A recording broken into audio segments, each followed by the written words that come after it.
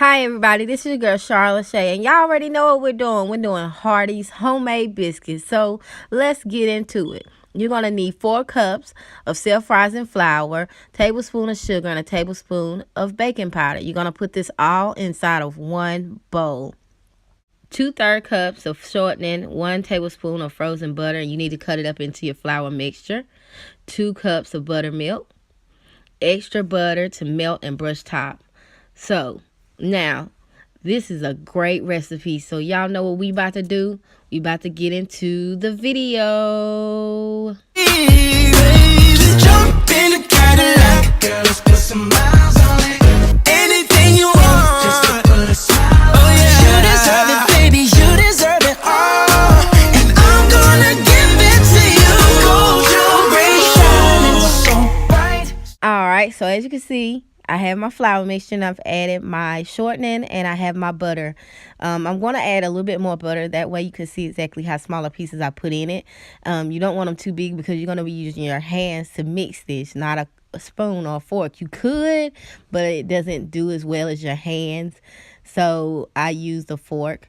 And make sure your butter is frozen too.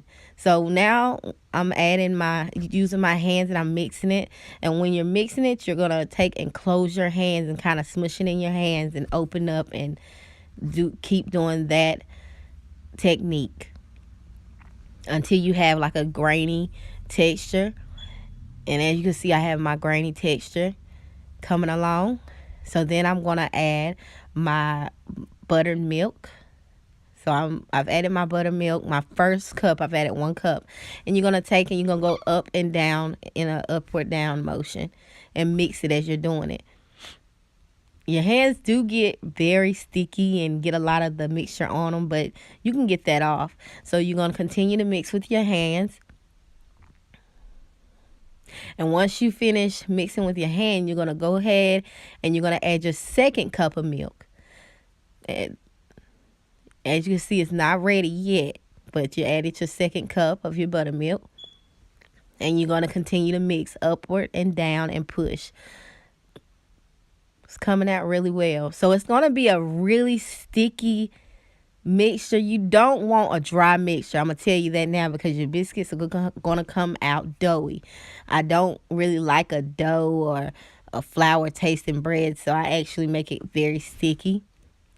As you can see, it's pulling away from the bowl. This is how you know it's almost ready. So you continue to mix more. I'm getting some off my hands. It is very sticky, so you're going to get your hands dirty. So this is where I've already floured my surface on my table, cleaned it and floured it. So I'm going to pour that whole mixture, that sticky mixture, you're going to pour it on the flour that you poured on the table. So once you do that, you go ahead and you put it on the table and you take your hands. Do not use a rolling pin. I hate to see people do that.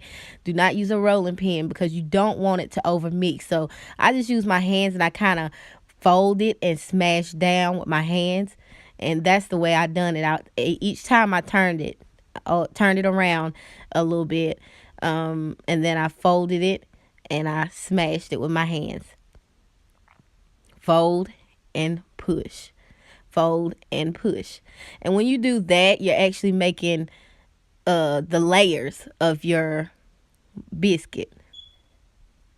So you're going to make sure you have a very good flour surface. So once you do that, you're going to go ahead and you push it down with your hand. And as you're pushing, you're going to push it outward like you're rolling it with a rolling pin, but you're using your hands. And I got a rectangle shape once I done that. And as you can see little pieces of butter in my mixture. This is what's going to give you that good taste. And also, I meant to tell you in the beginning, whenever you're adding your butter, you can go ahead and add like if you want raisins or anything like that, you can go ahead and add that in there. But, okay, now I'm about to start cutting. You see that piece of butter? So now you got to flour your cookie cutter. I use the cookie cutter, but they also have bread cutters. All this is through Wilton's, and I'll go ahead and put the links below where you can buy them or order them. So you take it and you go ahead and you make your cuts and take it out and place it on a baking sheet. You do not have to butter or put anything on the sheet as long as you use the sheet. If you don't, then you can use the mixture that I've showed y'all in my other video, how to make Bake Easy, which I'll have that link below. I always put them on the sheet and make sure they're touching, because you want them to rise upward, and if you give them too much space, they'll rise outward. So I always put them close together. But as you can see, I'm taking this dough and I'm rolling it, and I'm every time I got finished, I would take it, the little bit that I had left, and I'd roll it and flatten it again. You do not use a rolling pin. As I said, you still use the same method you used in the beginning. I always try to use all my dough, so I do it all the way to the end, like till I don't have hardly any more. And as you can see here, I'm still flouring everything, keeping everything floured so it doesn't stick to the table or stick to my actual bread cutter or biscuit cutter. You can call it whichever one you want to call it. So this is the last biscuit I think I done, and I rolled it out to the smallest as I could get it. And I threw the rest away, and I buttered the tops of my biscuits. I like to butter them. You can use honey and butter and different flavors. You can just, try to do different things. Experiment. So I went ahead and buttered all my biscuits. As you can see, they're close. Really, you want them touching in the middle also. I don't know why I didn't have them touching, but usually I do. So I almost finished buttering them, and I'm ready for them to go into the oven. And you're going to put them in the oven at 350 degrees for 15 minutes. Once you do that, you take them out like this when they're done. Butter the tops again and place them back into the oven. And I put it on broil for a little while. That way the tops could get brown. Just a golden brown. You don't want them burnt, so just do a golden brown. And I put them back in the oven, and this is what I came out with. They look so good. I had to slow it down for y'all so y'all could see that. So these are my homemade biscuits, and they came out really well.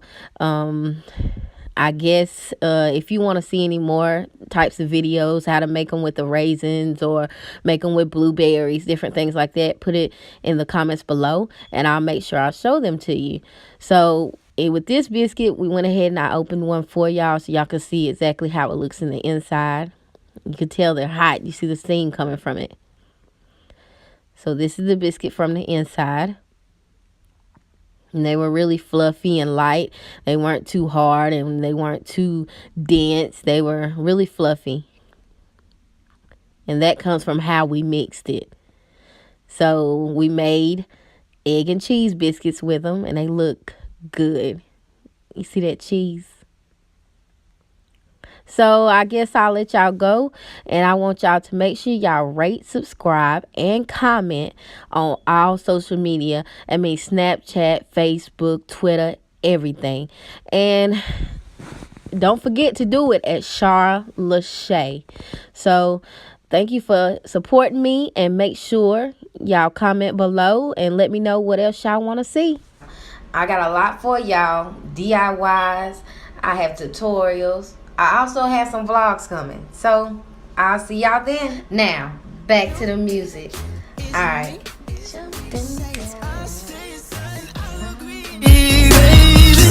in the Cadillac, girl, let's put some miles on